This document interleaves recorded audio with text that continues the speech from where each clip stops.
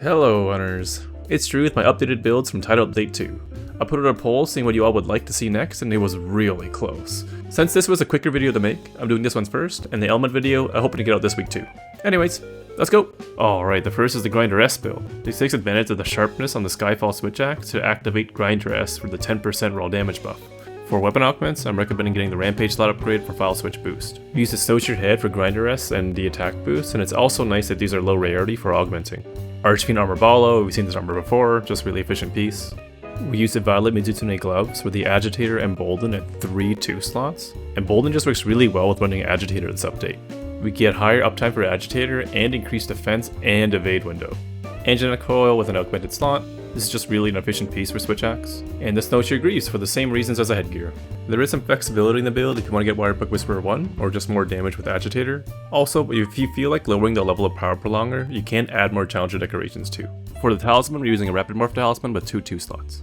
For this build, there are a lot of augments you can get that would be beneficial. Basically, if you get any of these skills, you can swap out the decorations to put in more Agitator.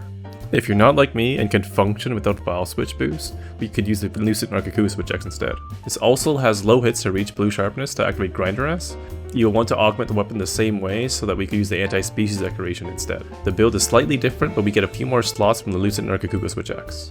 One recommendation I have is to augment some level 1 slots into the set for Grinder decorations. Getting Speed Sharpening 3 is really nice for this build.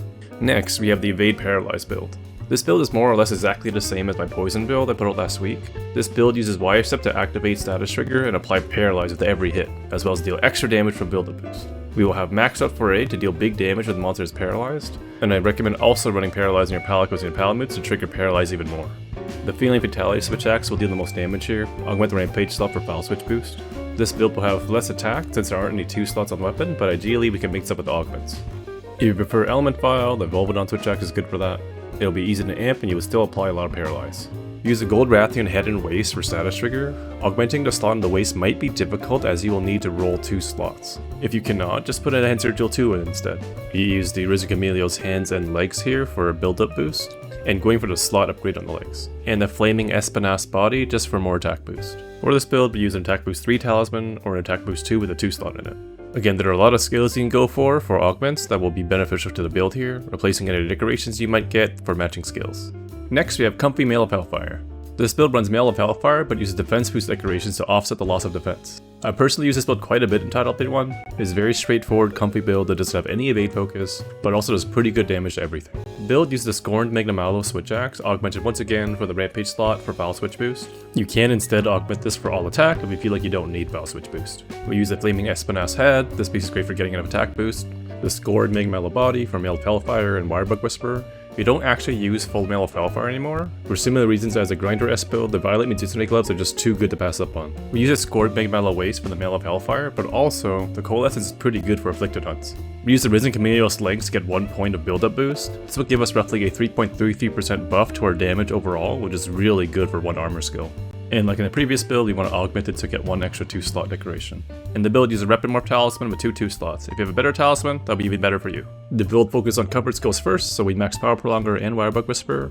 And similar to the last build, we have a lot of options to improve it with augments.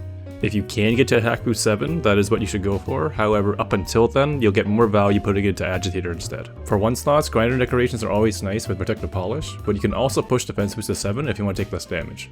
We have more defense this time since there's only 2 points in Mail of Hellfire. Alright, I hope these builds will be helpful for you. If you have a favorite build, let me know in the comments. I'll leave links to the original videos if you want more details on these builds. Thank you for all the support, we've almost reached 1,000 subscribers. Element builds are on the way, and I hope to see you soon. Take care.